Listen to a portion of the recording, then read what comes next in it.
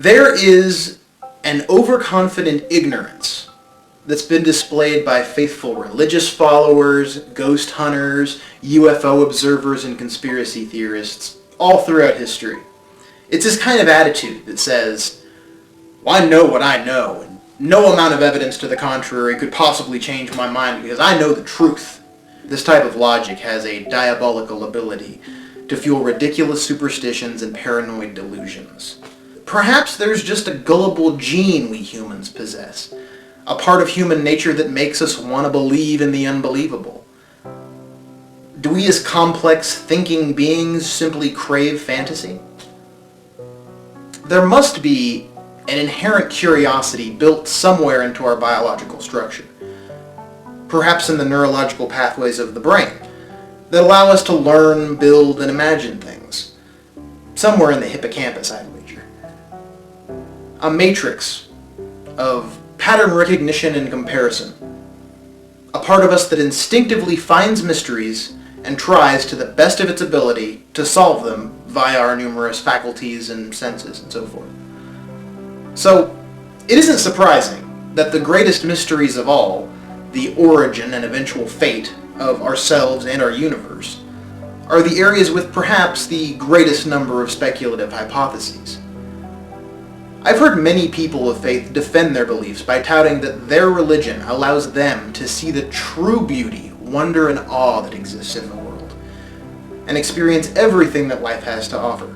And this is presumably achieved through the guidance of some magical, spiritual something or other. Spirit, God, gods, goddesses, whatever your thing is. Respectively, they feel that atheists, agnostics, and humanists see reality as this harsh, cold, calculative, and, well, to them, boring place to live. While this might be true for some who may merely be depressed, religious or otherwise, I don't think it's exclusive to non-believers. I think they're just those people who are just kind of cantankerous, sour people, and they could be Catholics or Protestants or not Mormons. They're happy. Mormons, they got their underwear. They're good. As long as they're wearing their underwear. But if you catch them in the nude, they can get quite angry. I, for one, feel that a finite existence makes every moment we live more precious, and it makes human advancement all the more impressive. Humans live relatively short lives that give us a scale by which to judge the grand size, time, and significance of the universe.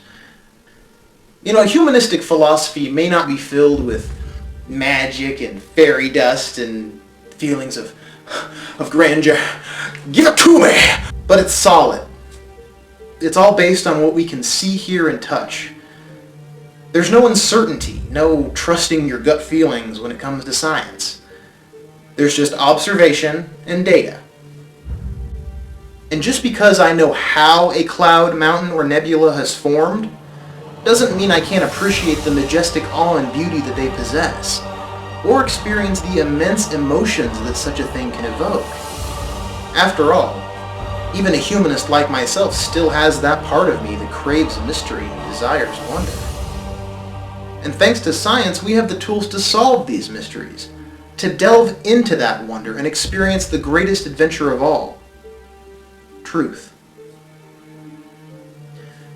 Don't you think it's healthier to live life for today and utilize the knowledge we've gained here and now, instead of spending a large chunk of your time here preparing for an eternal life in another dimension called heaven, wherever the hell it may be? Doesn't it make more sense to prepare for future generations of humankind, for your children? Now, if you're deeply religious, you've probably already stopped watching this by now, but if you're still with me, congratulations. But if you could ask yourself for me, what was it that made me a believer? And was it really that convincing? Are you confident in your beliefs? And if so, why? Because very soon, you'll have to make a choice. With every scientific discovery that contradicts your spirituality, soon you'll see that your faith is in direct conflict with observable reality. And if that doesn't matter to you, then there's nothing else to say.